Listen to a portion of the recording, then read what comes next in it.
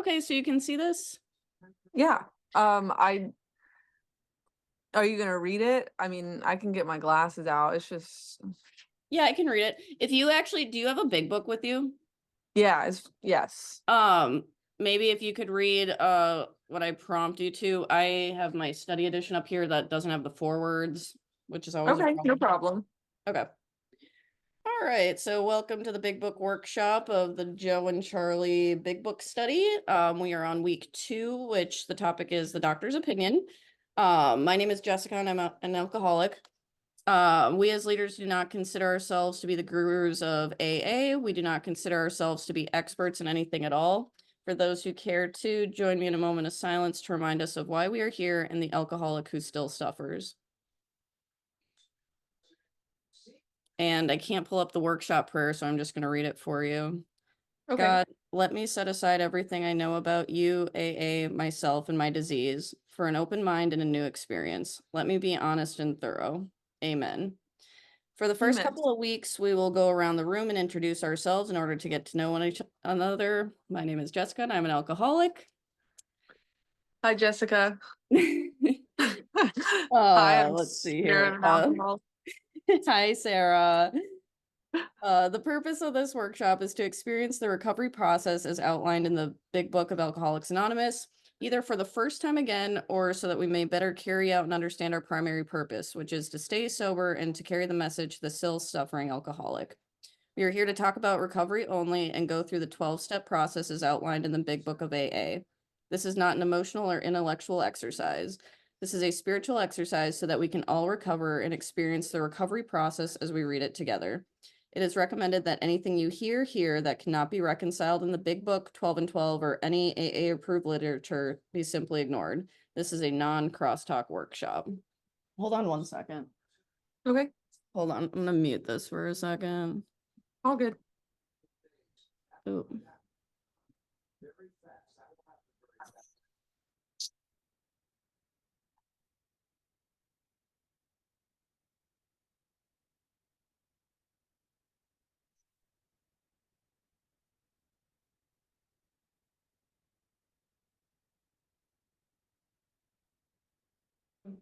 Sorry, I just had to mute the TV in the background. Okay, so let me pull up week 2 here. All right, so week 2, the doctor's opinion. It says for us to read page, what is that, 26 in Okay. Roman numerals. Would you mind reading that? 26 in Roman numerals. I think it is. I need Deanna. Bad with Um, numerals. what part in the doctor's opinion? Yeah, it says paragraph 3. Okay. 1, 2, 3. Though we work out our solution on the spiritual as well as an altruistic plane, we favor hospitalization for the alcoholic who is very jittery or befogged. More often than not, it is imperative that a man's brain be cleared before he is approached, as he has then a better chance of understanding and accepting what we have to offer. Thank you. Oh, I hope that's right. I think it is. yes. Okay. So, allergy. We as laymen have a basic understanding and definition for the word allergy. If you have an allergy to something, it always is to be indicated as manifested by some physical reaction. For instance, say you are allergic to strawberries and you eat them. You break out in a rash. If you are allergic to penicillin and you take a shot, you will break out in welts all over your body. If you are allergic to milk or dairy, you drink or eat them and you get a form of dysentery. These are physical manifestations of an allergy. When I came to AA, they told me I had an allergy to alcohol and I could never drink it safely again. How can I have an allergy to alcohol? I drink a quart of it a day. How can you drink so much of something and be allergic to it? Besides that, it never made me break out in a rash. It doesn't put welts on my body. I didn't understand and asked them to explain it to me. They said, "You don't need to understand. All you need to know is that you are allergic and you can't drink." Today, I know why they told me that because they didn't understand it either. Being an inquisitive alcoholic, I needed to know, so I went to a source which never fails me, Webster's Dictionary. I looked it up, and it states, an allergy is an abnormal reaction to food, beverage, or substance of any kind. an abnormal reaction. I tried to see where I was abnormal when it came to alcohol. To my amazement, I didn't know that was normal or abnormal. For me to find out, I had to go to those normal people, the 9 out of 10 people considered to be normal, socially moderate temperate drinkers, those who drink alcohol and do not get in trouble with it. I asked if they would describe to me what happens when they take a drink. They said they would get a warm, comfortable, relaxing feeling after 1 or 2 drinks, and that they didn't want any more for the rest of the night. I don't feel that way when I drink. I don't understand this warm, comfortable, relaxing feeling. I get a get up and go somewhere and do something kind of feeling. I think it's one of those reasons I love to drink. It makes me feel different than it does for a normal social drinker. They said something else that absolutely amazed me. When they have 2 or 3 drinks, they get slightly tipsy or out of control and the beginnings of a nauseous feeling. And they don't like that tipsy, nauseous feeling. So they only want 1 or 2 drinks. Today, I realized that that is a normal reaction to alcohol. Alcohol is a toxic drug. It is a destroyer of human tissue. Normally, the mind and the body, when you put something in it that is going to destroy it, will sense what's there and react to it by wanting to throw it up and get it out. The normal reaction to alcohol is a nauseous feeling in the body. My physical reaction, instead of nausea, is a craving for more of the same. That is the physical craving, and it is so strong that, let me see, switch the page, that it overcomes the ability of my mind to stop me after I start. I react abnormally. The difference between normal and abnormal is that the majority of people, 9 out of 10, don't get that physical craving. We react abnormally in 2 ways. Number 1, it makes us feel differently than normal people. And 2, it produces the phenomenon of craving. That physical craving ensures we will continue to drink until we get drunk every time when we take the first drink. It says to continue to read on, what is that, page 25, paragraph 1? 28.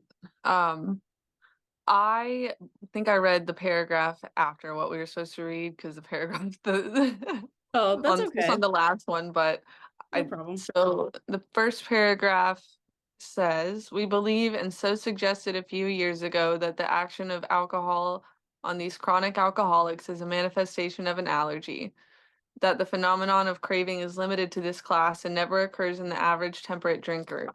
These allergic types can never safely use alcohol in any form at all. And once having formed the habit and found they cannot break it, once having lost their self-confidence, their reliance upon things human, their problems pile up on them and become astonishingly difficult to solve. Thank you. So it says here chronic. The definition is reacting over and over again. And phenomenon means something we don't understand. Craving. Usually you are dealing with the mind, but in the context of the big book, you are dealing with the body. Craving is what happens when we put 1 or 2 drinks into our body. It produces a physical craving of more of the same. And then it asks us to continue to read on page XXX. Paragraphs 1 through 5. Yep. 1, 2, 3, 4, 5. Okay. There are many situations which arise out of the phenomenon of craving which cause men to make the supreme sacrifice rather than continue to fight. The classification of alcoholics seems most difficult and in much detail is outside the scope of this book. There are, of course, the psychopaths who are emotionally unstable. We are all familiar with this type. They're always going on the wagon for keeps. They are over remorseful and make many resolutions but never a decision. There is the type of man who is unwilling to admit that he cannot take a drink. He plans various ways of drinking. He changes his brand or his environment.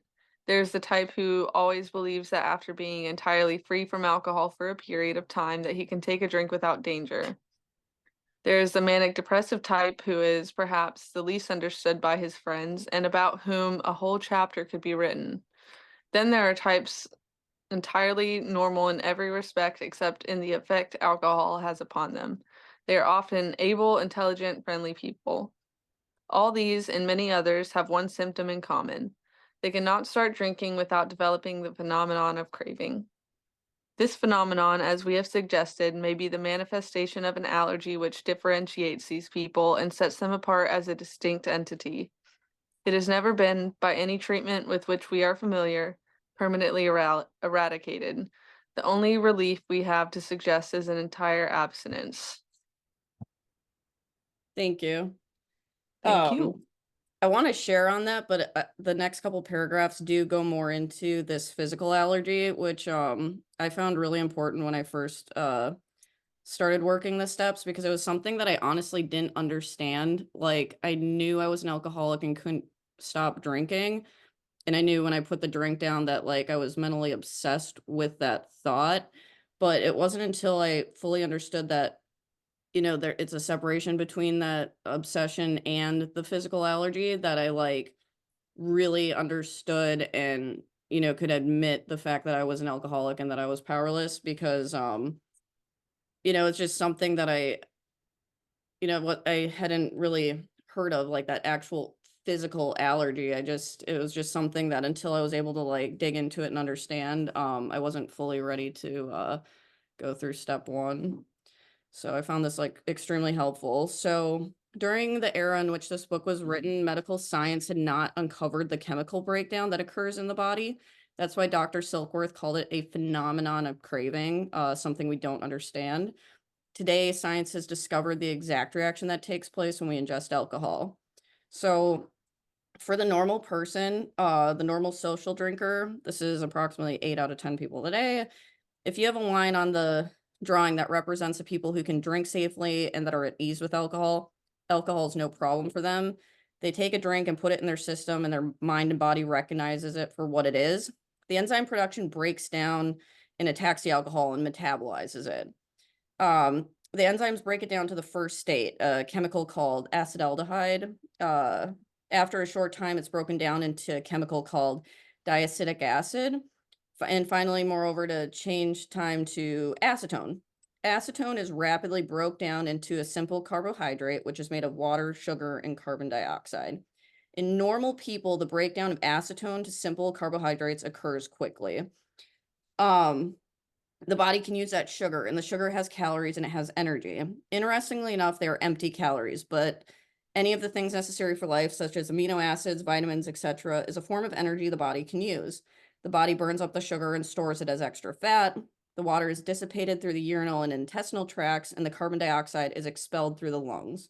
For the normal person, alcohol is broke down or metabolized at a rate of 1 ounce per hour.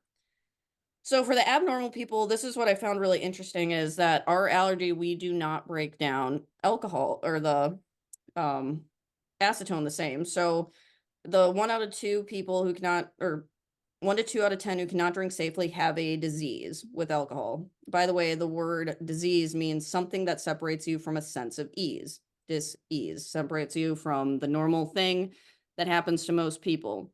When we alcoholics put a drink in our bodies, the same thing takes place for all of us. The mind and body recognizes it for what it is. The enzyme production starts and attacks the alcohol and breaks it down to acetaldehyde, then to diacetic acid, and finally, more over time, to acetone. It seems that the body of the alcoholic, the enzymes necessary to break down the acetone to the simple carbohydrates, are not in the same quantities or qualities as that of a non-alcoholic. Therefore, the rate of acetone that's broken down into simple carbs is much slower and keeps level of acetone up in our bodies for longer periods of time. It's the acetone in our body that creates the physical craving. I'm going to read that again because it's underlined and it's very important. The acetone in our bodies is what creates the physical craving. For the alcoholic, the alcohol is broken down or metabolized at a significantly lower rate of 3/4 of an ounce per hour, or ½ ounce per hour, or even 1/5 of an ounce per hour, depending on the enzyme of the production in which it's related to the stage of alcoholism like we're in. The medical profession today has proven beyond any shadow of a doubt that acetone ingested into the human system that remains there for any appreciable amount of time will produce an actual physical craving for more of the same. So as a craving is produced, the body then begins to say to the mind, let me have more of that stuff. Just put it in there. Instead of having 1 or 2 drinks, and the body says, give me a second, give me a third, give me a fourth, give me a sixth. Now, the first drink was caused by the mind, but those after were caused by the body. And I can definitely agree with that, because that mental obsession, when I wanted, I had that first drink, I had immediate sense of ease and comfort, but I could have had, gone into the bar with the intention of having, one or two drinks, and maybe I did, or maybe I'd wake up the next morning not even knowing how many I had.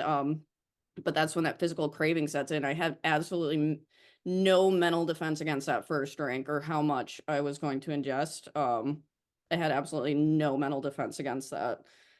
Um, so when we think one of the most interesting things recently discovered about this is that the medical profession has proven that alcohol ingested into the human system over a period of time is a destroyer of human tissue. So as we drink more and more, we destroy more and more of human tissue in all parts of our body. And it seems as though the first two organs that are attacked in most cases are the liver and pancreas. And we have also proven today that the enzymes necessary to metabolize alcohol from the liver and pancreas, as we begin to drink and damage the organs of the body, the enzyme becomes less and less, and the phenomenon of craving becomes harder and harder. So, as you can see, we don't only have a disease, but we have a progressive disease, guaranteed to get worse as time goes on because we're destroying the organs of the body that are necessary to metabolize the alcohol. And we know that as we grow older, everything that the body produces begins to shut down. So, as we get older, the enzyme production becomes less and less due to just the age factor. Therefore, the disease is progressive, whether we drink or not. The fact that we are allergic to alcohol is academic, but if we don't take if we don't take the first drink. So we need to understand the main problem and the solution are going to be within the mind. So even though the body is going to get worse with age, I think sometimes in AA we don't explain this to the new people about the physical factor of the disease. Uh, so basically that's something when they say, it gets worse and worse, even with abstinence, like, as we get older, our body doesn't metabolize things as well, and our muscle and everything breaks down as we age. It's a natural occurrence. So, and they say the relapse is always worse. Physically, it's true because even though we're abstaining from, ingesting the alcohol, our bodies are still breaking down. So if we were to pick up the drink, down the road 10 years from now, that physical craving of the acetone that isn't broken down is going to be much stronger because we're older and we don't produce those enzymes like we did before. That's why people think they can go out and drink as much as they used to and end up possibly, with a BAC of a 0.4 like I did every time, because I don't know, for me the relapse was always worse. So the next part is the alcohol effects on the brain and behavior. If you wouldn't mind reading paragraph 4 on whatever page that is. Can you scroll on your computer Oh yeah, I'm so I sorry. can see it? Right here. That XXVIII. 28 paragraph 4 to differentiate the true from the false. Wait. Did we already read that? Oh, no, maybe, I don't know. Men and women drink essentially because they like the effect produced by alcohol. The sensation is so elusive that while they admit to it is injurious, I don't know, they cannot after a time differentiate the true from the false. To them, their alcoholic life seems the only normal one. They are restless, irritable, and discontented unless they can again experience the sense of ease and comfort which comes at once by taking a few drinks. Drinks which they see others taking with impunity.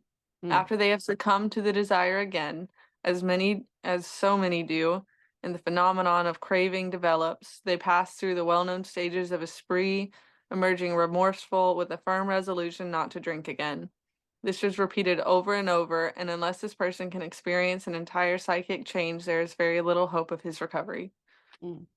Thank you. Arts.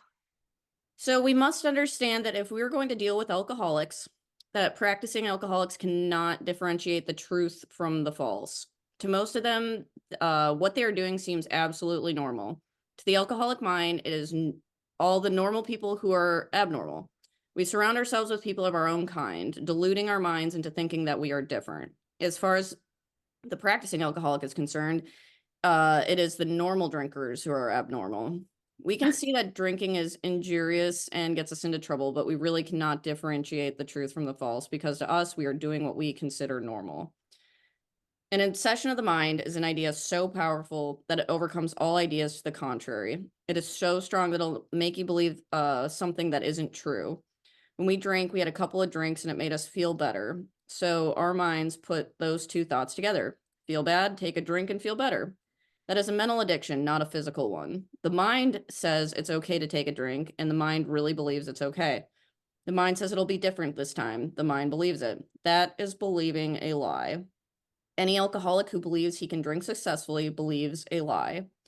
The obsession of the mind causes us to believe a lie and take that first couple of drinks. As soon as we put in the first drink in our bodies, the allergy of the body takes over, triggering that phenomenon of craving, and we cannot stop. The one thing that you and I can do for the practicing alcoholic is to help them see the allergy of the body and the obsession of the mind that they are experiencing. I didn't know about these two problems when I was drinking. Would you read paragraph it's on that same page, I believe, to them, to the end of the that doesn't make any sense. Read First page. paragraph on the next page. Okay. To them, their alcoholic life seems the only normal one. They are restless, irritable, and discontented unless they can again experience the sense of ease and comfort which comes at once by taking a few drinks which they see others taking with impunity. After they have succumbed to the desire again, as so many do, and the phenomenon of craving develops, they pass through the well-known stages of a spree, emerging remorseful, with the firm resolution not to drink again. This is repeated over and over, and unless this person can experience an entire psychic change, there is very little hope of his recovery. To the end of the Repetition is first. key. Okay, so then is that also the first paragraph on the next page? I guess it says to the end of the first paragraph on the next page. Okay. On the other hand, and strange as this may seem to those who do not understand, once a psychic change has occurred, the very same person who seemed doomed, whom had so many problems he despaired of ever solving them, suddenly finds himself easily able to control his desire for alcohol, the only effort necessary being that required to follow a few simple rules. Thank you. All right, so the summary is if you can't drink because of the allergy of the body, and if you can't quit because of the obsession of the mind, then you are powerless over alcohol. It says read page 355, paragraph 2. Study the big book. Don't just read it. The explanation, wait, paragraph 2. Yeah. This shit confuses me. I don't have the book in front of me. I think like so it's like the end of a paragraph, and I think this would be the second paragraph. I don't I it Jeez. The explanation that alcoholism was a disease of a twofold nature, an allergy of the body and an obsession of the mind, cleared up a number of puzzling questions for me. The allergy we could do nothing about. Somehow our bodies had reached the point where we could no longer absorb alcohol in our systems. That's or no. The why is not important. The fact is that one drink will set up a reaction in our system that requires more. That one drink is too much and 100 drinks are never enough. Oh, it actually has it right here. That's what this Oh. print is. Oh, jeez. Okay, so I was right. Yeah. Do you want to keep reading or do you want me to? Uh, I closed it. Okay. The obsession of the mind is a little harder to understand, and yet everyone has obsessions of various kinds. The alcoholic has them to an exaggerated degree. Over a period of time, he has built up self-pity and resentments toward anyone or anything that interferes with his drinking. Dishonest thinking, prejudice, ego, antagonism towards anyone and everyone who dares to cross him, vanity, and a critical attitude are character defects that gradually creep in and become a part of his life. Living with fear and tension inevitably results in wanting to ease that tension, which alcohol seems to do temporarily. The key character traits of the untreated alcoholic are irritability, restlessness, discontentment. When in that state, we seek ease and comfort from it, sometimes in sex, music, dancing, spending money, eating, gambling, etc. Eventually, none of these will work well enough to subdue the disease within, and drinking will be the end result. We've lost the power of choice or control in the matter. Now, on the next page, I don't know how to rotate this, but here's a disease concept of alcoholism. Uh, which we basically just Okay, I read got about. now I'm twisted. But I can see it. Yeah, so it starts out as that acetaldehyde into diacetic acid into acetote, which creates that physical craving. And then one drink sets off the craving from the acetone level. Then 2 drinks, 3 drinks, 4 drinks, etc. On a well-known spree, we emerge and we're filled with restlessness, guilt, irritability, remorse, resentment, discontent, self-pity, and fear. Then it goes into the emotional barometer. It's not necessary to drink at this level. The addiction progresses, and the can't quit obsession. So the enzymes of significant quantity and equality, blah blah blah, and it's just a revolving cycle of that craving. So there's that. If you want to keep that I for will future study it. reference. Yeah, Now when they I have can. a lovely photo of the alcohol effects on the brain and behavior. We don't need to read all of this. They Uh, spelled fourth wrong. I'm terrible.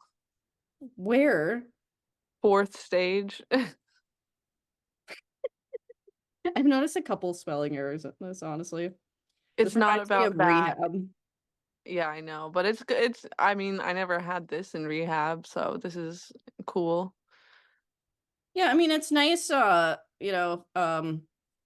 an overthinker, and I was one of those who thought that I could think my way out of this or educate myself to a point where, I could figure this thing out. But honestly, looking at all this crap, I've done it a million times. Never Mhm. worked for me.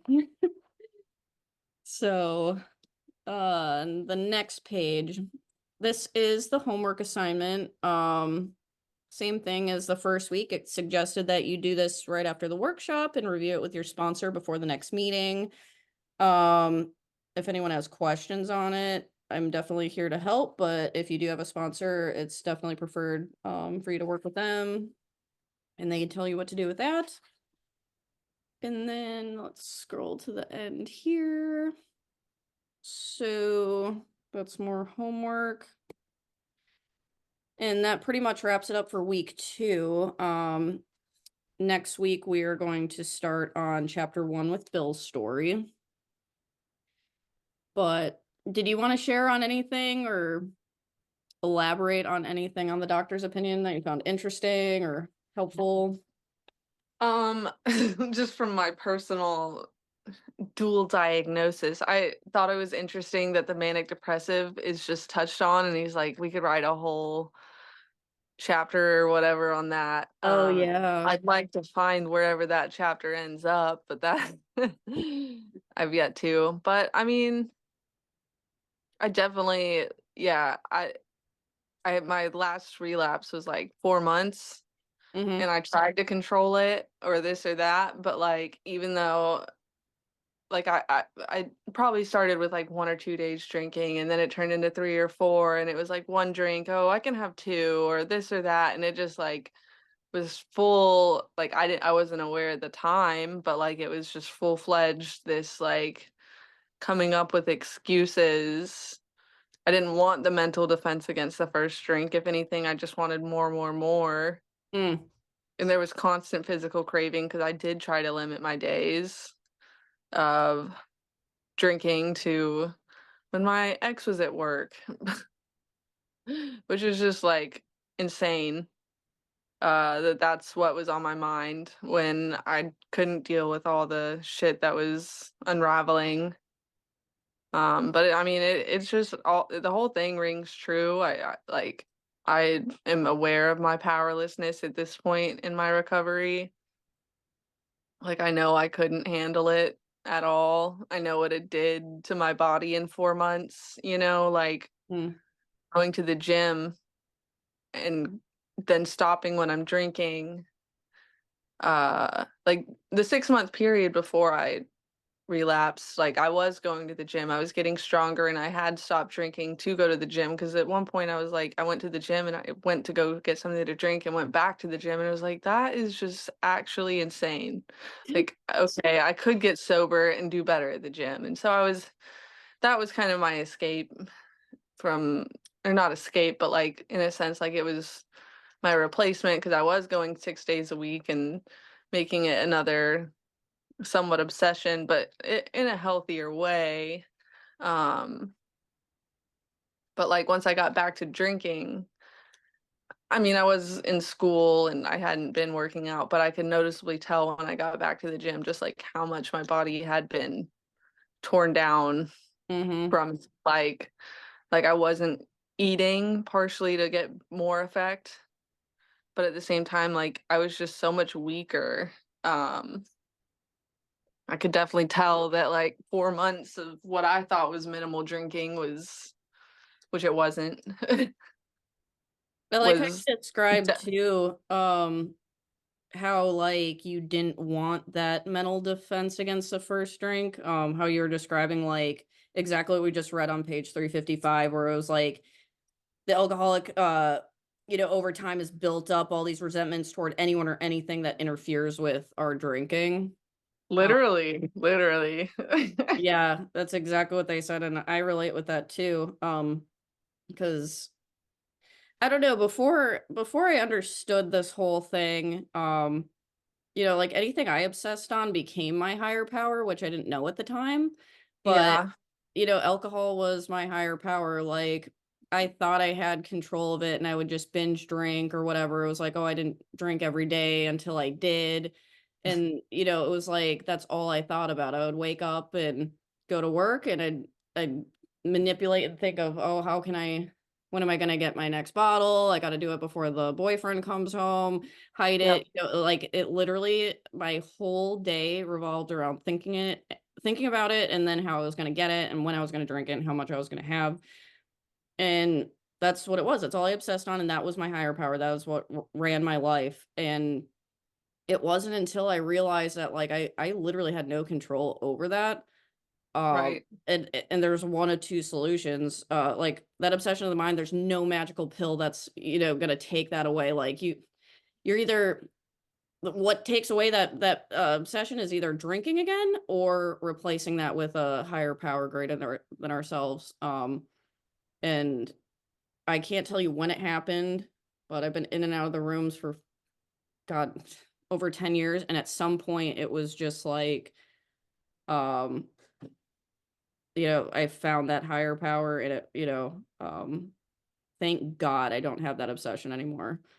But it is because you have to do the step one perfectly and admit, and understand that this is a twofold disease.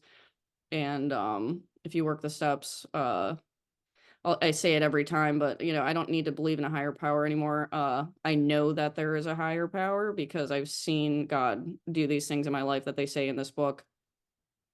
Um, And I know that, like, God has given me those promises in my life, and I don't think about alcohol, and that's a miracle, and it's because of this program and because of people like you who help keep me sober in these rooms, and I'm very grateful for that. 'Cause I forget I'm an Uh, alcoholic sometimes, dude, yeah, I mean, till I come to these it's meetings. just like an ever present like reality, and I mean at this point, like where I'm at, just in a fucking bubble of sobriety, and I'm not even to that point where I'm out in the real world and I have to guard myself. Like I put up that guard at work and where I'm at, but I'm not out in the real world yet, in my own control of driving and whatever. I don't know. Well, honestly, Family that something I was a drinks, little worried whatever. about, I came into rehab, this was going on 2 years ago, and I went to rehab 5 times. In and out of that all year, and then I went into sober living for almost the last year, and I just moved out 2 weeks ago, and, it's you're not, like, in the real world, you're in this, like, bubble, like you said, but, the transition of actually moving out, the consistency, like, the consistency and the one thing I have stable is, like, the sober support, my Mhm. sponsor coming to these meetings, and it's fine. I don't have to avoid alcohol. I'm not worried about it. I don't seek it out. Just like they say in the big book, I don't, it's become just normal. Um, so if we keep working the steps and keep doing the damn thing, it's, the transition isn't anything to be scared of. I Definitely a mean, sign of growth.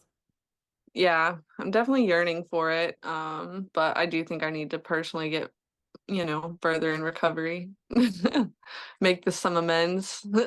Oh, you and I both. But Still working I on mean, them. yeah, absolutely. Well, that's all I have. I don't know if you want to add anything else, but we got through that pretty quick. I mean, I don't. If Okay. anything, I thought what that last piece you said just about like you what was something about God, you don't believe you know, sort of. I Oh, heard that in my previous meeting tonight, and that was just kinda like the theme, and I think it's been very, like, easing to just my uncertainty. It's like you don't the harder you try to understand, the further you might get away from it, you know? Like, it just kinda becomes, like, the trust and blind faith thing, like that's what like we're gonna be on step one, in the first few weeks of this study, so we'll talk about that more in step two and three. But that's something I do always like to share in step two or three because it was like, before I got into here, it was like, what do you need me to believe in God right now? And it like trusted him and do all these things like before I've even looked at myself and stepped forward and changed my life. Like, what the hell are you guys talking about? And I did the same thing that they did in here. Is like you pull up the dictionary, you look up the word belief, and believing is having confidence in something without actual physical proof, and knowing is, having confidence in something with the actual physical proof. So, it's you come to believe that there is a higher power without the proof, but you're willing. It's willingness, essentially Mhm. willingness to make that change and give your will over. And it doesn't say until step 12 that we will have had a spiritual awakening as the result of these steps, not at step 2 and 3 where we came to believe. No, it doesn't yet. We haven't even looked at ourselves yet.